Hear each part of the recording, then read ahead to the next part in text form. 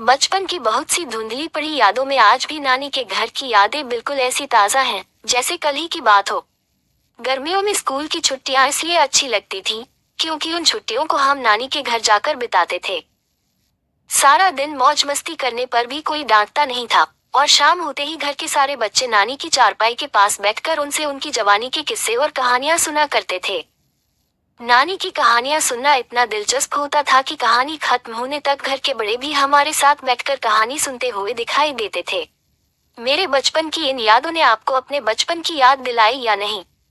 मुझसे पूछो तो मैं तो यही कहूंगी कि हम सब के बचपन में नानी दादी की कहानियां और उनके प्यार से जुड़ी यादें लगभग एक जैसी ही होती हैं। दादा दादी और नाना नानी के घर में खुशियां और सुकून हुआ करता था। रोज दादाजी का हाथ पकड़कर टहलने जाना और आते वक्त दादाजी से चॉकलेट की जिद करना बचपन में सबको पसंद था।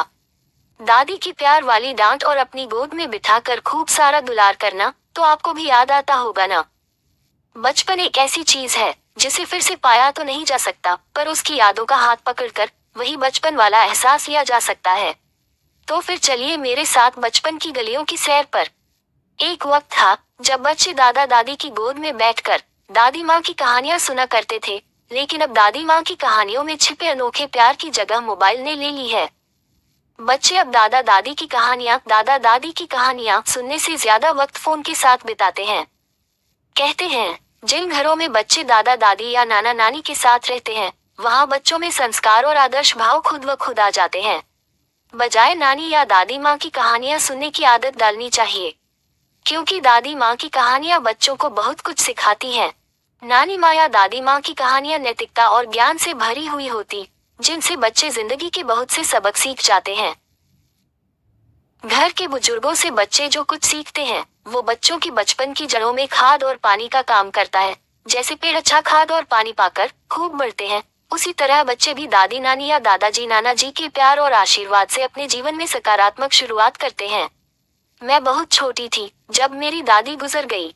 उनके साथ बिताई बचपन की यादों में मुझे अब सिर्फ उनकी शक्ल ही याद है।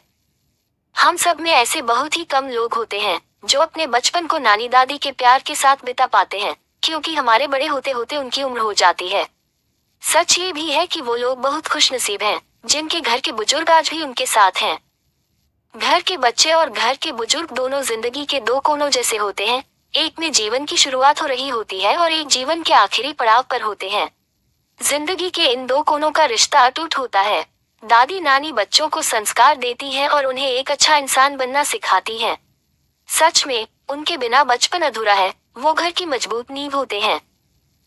जब किसी पार्क में बच्चों को एक बॉल के लिए झगड़ते देखते हो, या कंधे पर भारी बस्ता टांग कर छोटे छोटे बच्चों को स्कूल की तरफ भागते देखते हो, तब तुम्हारे अंदर का बच्चा भी फिर से भागने की जिद करने लगता है ना। बचपन निकल गया, लेकिन मन से उसका एहसास कभी नहीं जाता।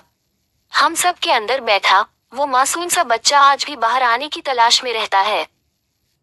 हमारे अंदर का बचपना कभी बच्चों को खेलता देखकर उनके साथ खेलने को कहता है, तो कभी बारिश के पानी में बहती कागज की नावों को देखकर खुद भी एक कागज की नाव बनाकर उस पानी में बहा देना चाहता है। हमारे अंदर का बचपना कभी किसी की गोद में सिर रखकर बचपन की तरह सो जाना चाहता है, तो कभी सड़कों पर बिना किसी की परवाह किए बस दौड़ लगा देना चाहता है। उम्र बढ़ गई तो क्या हुआ, हमारे अंदर के बच्चे और बचपने को जिंदा रखने और उसकी ख्वाहिशें पूरी करने की जिम्मेदारी तो हमारी है। कभी कभी मौका मिले तो उसी बचपने को फिर से जियो। दादी माँ की कहानियां फिर से याद कर लो, या संभव हो दादी नानी की कहानियां उनकी ही जुबानी फिर से सुन लो। बचपन की तरह फिर खेलने निकल जाओ या दादी नानी की गोद में सिर रखकर सुकून से सो जाओ। उनकी सुनो, अपनी कहो, उनसे दिल खोलकर बात करो।